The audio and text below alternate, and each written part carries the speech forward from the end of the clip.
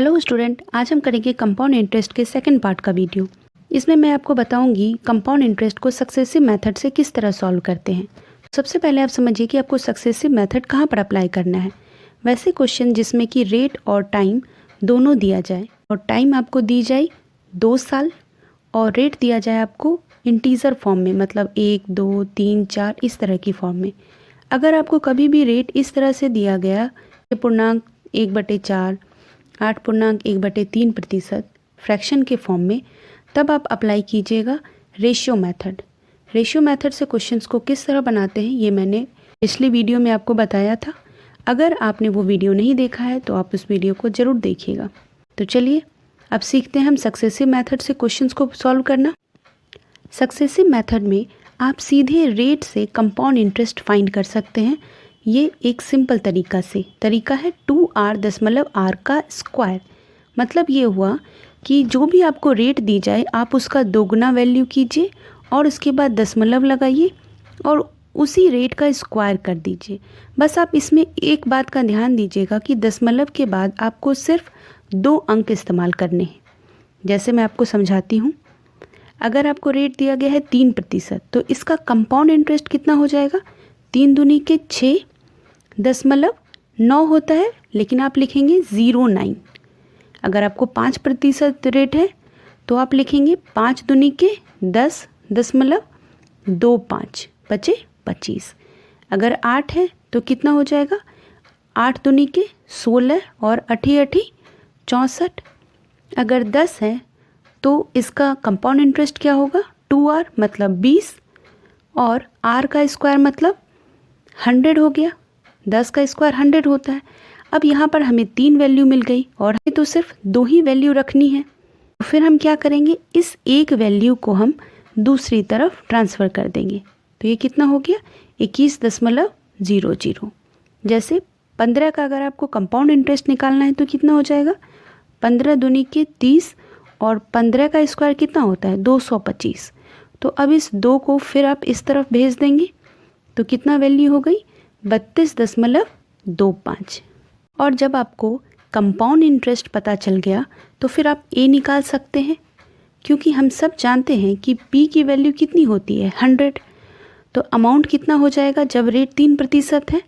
तो वो हो जाएगा, आप जोड़ देंगे इसे 106.09।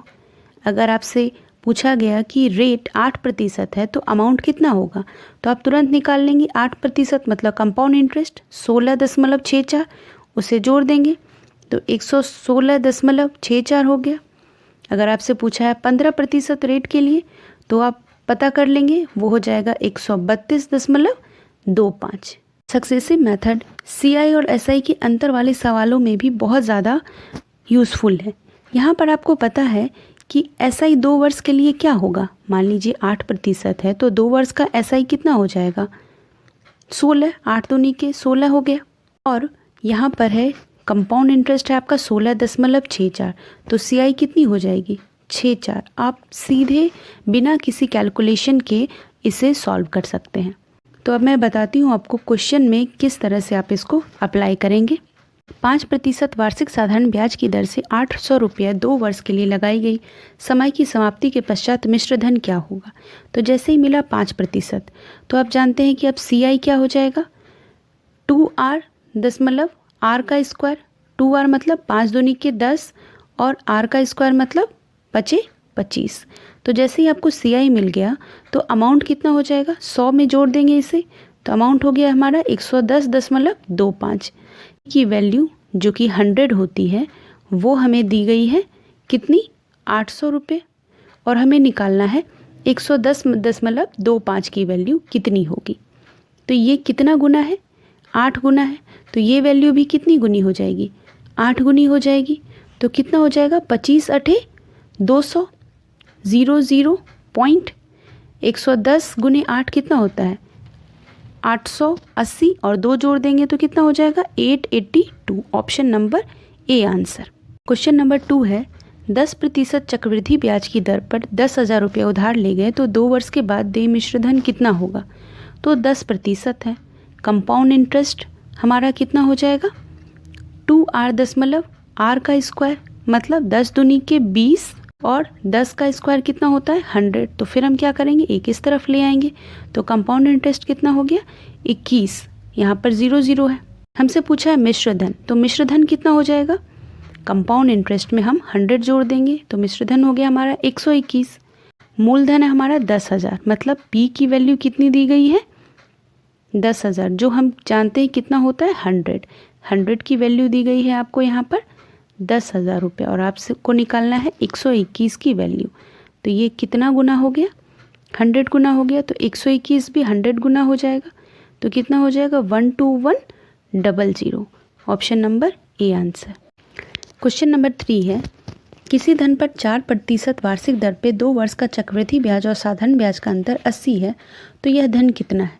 4% का मतलब क्या हो गया, कंपाउंड इंटरेस्ट कितनी है इसकी, तो आप जानते हैं 2r दशमलव r का स्क्वायर करते हैं हम 2r, तो 4 दूनी के 8 और 4 का स्क्वायर 4 चौका 16 हो गया।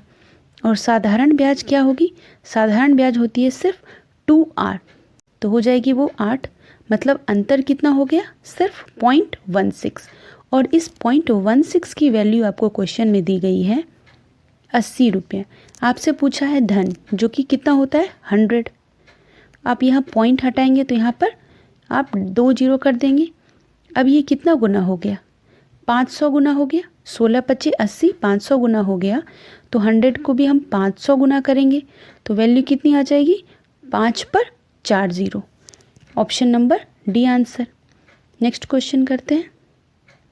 क्वेश्चन नंबर 4 है, यदि किसी धन पर 2 वर्ष के लिए 8% वार्षिक दर से चक्रवृद्धि ब्याज 166.40 है, तो मूलधन क्या होगा।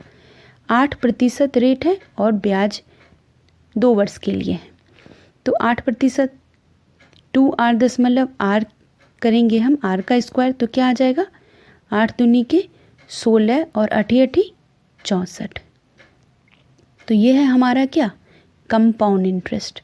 हमसे पूछा है मूलधन, मतलब 16.64 की वैल्यू दी गई है 166.40, और मूलधन पूछा है मतलब 100 की वैल्यू पूछी है, तो 0 से 0 दोनों जगह 2 अंक है दशमलव के बाद, तो हम आराम से उसे कैंसिल कर सकते हैं। अब आप देखिए ये कितना गुना है 10 गुना है, तो ये भी कितना गुना हो जाएगा 10 गुना हो जाएगा 1000। Option number A answer. अगला क्वेश्चन करते हैं। 2000 रुपये पर 2 वर्ष के लिए साधारण ब्याज एवं चक्रवृद्धि ब्याज का अंतर कितना होगा यदि चक्रवृद्धि ब्याज 20% और साधारण ब्याज 23% वार्षिक आंकलित किया जाता है।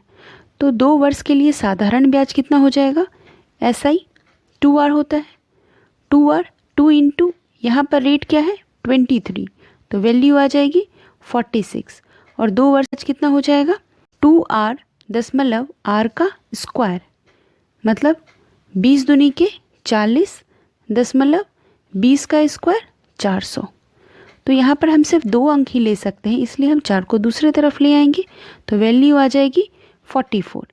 क्वेश्चन में हमें दिया गया है मूलधन P का मान, मतलब 100 की वैल्यू, तो 100 किसके बराबर है 2000 के बराबर है, और हमसे पूछा है दोनों ब्याज का अंतर। दोनों ब्याज का अंतर कितना मिला है हमें 2 मिला है, तो यहाँ पर हमें सिर्फ अंतर निकालना है, तो 100 से ये कितना गुना हो गया 20 टाइम्स हो गया, फिर 2 का हम निकालेंगे 20 टाइम्स, तो कितना आ जाएगा 40। Option number A answer.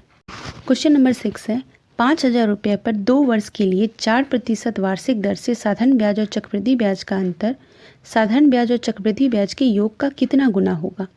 तो यहाँ आप सबसे पहले निकालिए कि साधारण ब्याज पर होगा कितना, तो 2R मतलब 2 गुने 4 हो गया 8, और चक्रवृद्धि ब्याज क्या होगा 2R दशमलव R का स्क्वायर, तो कितना हो जाएगा 4 दूनी के 8 दशमलव 4 चौका 16, तो कितनी वैल्यू हो जाएगी 8.16। अब हमें बोला है इसका अंतर और इसके योग का गुना कितना होगा, तो इसके लिए इसको निकाल लेते हैं हम। अंतर कितना हो जाएगा 0.16, और इसका योग कितना हो जाएगा 8 8 16 फिर 16, 2 अंक के बाद है दोनों में, तो कैंसिल हो जाएगा। अब इसे काटते हैं, 16 एकम 16 और फिर 16 एकम 16, तो वैल्यू कितनी आ जाएगी 1/101, ऑप्शन नंबर सी आंसर। अगला क्वेश्चन करते हैं। 1200 रुपये पर 1 साल के लिए 10% प्रति वर्ष की दर से अर्धवार्षिक गणना करने पर सरल ब्याज व चक्रवृद्धि ब्याज के बीच का अंतर कितना होगा। तो यहाँ हमें दिया है अर्धवार्षिक। तो जब भी अर्धवार्षिक होगा तो जो चीज़ 10 प्रति वर्ष में हो रही है तो वो आधा बढ़ जाएगी। तो रेट कितना हो जाएगा आपका 5%। 1 साल में अर्धवार्षिक रूप से समय कितनी बार होगा, तो समय हो जाएगा आपका 2 टाइम्स। अब आपको सरल ब्याज और चक्रवृद्धि ब्याज का अंतर निकालना है 5% पे। तो जब 5% पे निकालना है तो 5% पे उसका अंतर कितना हो जाएगा, सिर्फ दशमलव के बाद वाला ही अंक उसका अंतर होगा। तो दशमलव के बाद कितना होता है 25, सिर्फ r का स्क्वायर, वही उसका अंतर होगा। तो यहाँ पर हमें निकालना है 0.25। यहाँ पर दिया गया है p का मान जो कि हम 100 होता है जानते हैं, वो दी गई है 1200 रुपया और हमसे पूछा है 0.25 की वैल्यू कितनी होगी। तो ये कितना गुना है, ये है 12 गुना। तो 0.25 का हम 12 गुना करेंगे तो वो कितना हो जाता है 25 गुने 12 हो जाता है 300। और यहाँ पर है 2 अंक के बाद दशमलव, तो यहाँ पर भी 2 अंक के बाद दशमलव कर लिए तो वैल्यू कितनी आ जाएगी, option number C. Question number 8 है। सुरेश 15,000 रुपया साधारण ब्याज पर 9% की दर से निवेश करता है और 12,000 रुपया चक्रवृद्धि ब्याज पर 8% की दर से 2 वर्ष के लिए निवेश करता है। सुरेश 2 वर्षों में ब्याज की कितनी रकम प्राप्त करेगा। तो सुरेश ने साधारण ब्याज पर कितना रुपया लगाया था, 15,000 रुपये लगाए हैं और 9% की रेट पे लगाया है 2 वर्ष के लिए। तो साधारण ब्याज कितना हो गया, 9 दूनी के 18, तो 18% हो गया। और 15 गुने 18 कितना होता है 270, एक और जीरो आ जाएगा। अब हमें निकालना है कि सुरेश को कंपाउंड इंटरेस्ट में कितना पैसा मिला। तो उसने कितना लगाया था 12,000 रुपये लगाए और कितने पे 8% पे। तो 8% पे मतलब कितना हो जाएगा 8 दूनी के 16 और 8 64% है। तो हम लिख लिए 100 और यहाँ पे पॉइंट है उसे कैंसिल किए तो वो भी आ गया 100। 1 2 3 0, 1 2 3 0। अब 1664 को आप 12 से गुना करेंगे तो उसके लिए आप क्या कीजिए को 12 को सोचिए कि वो 10 + 2 है। तो आप क्या करेंगे जब 10 + 2 है तो 1664 का 10 गुना कितना हो जाएगा, बस एक शून्य लगा देना है। अब 1664 का 2 गुना कितना होगा 3, इसे जोड़ दीजिए 8 6 9 9 और 1। यहाँ नीचे में एक शून्य था 10 था तो उसके लिए यहाँ पर एक शून्य आ जाएगा। अब उसे कितना पैसा मिलेगा, तो इन दोनों वैल्यू को हम जोड़ देंगे तो कितना पैसा मिलेगा, वैल्यू आ जाएगी 4696.80, ऑप्शन नंबर सी आंसर।